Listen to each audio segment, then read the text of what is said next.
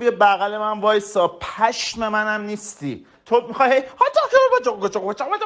من یه جوری سر و ته رو هم میارم مثل همون داداشت هیچکس. اون آهنگ هر ایرانی حرف دارن رو برین گوش کنین. چی شد اون آهنگ؟ هیچکس خیلی خوب بود نه اومد بغل من وایساد، دید داستان چیه. تو هم همون بلا سرت میومد، برای همین ترسیدی نیومدی. ورق لاستیکی از وسعتش چپ و راست میگی.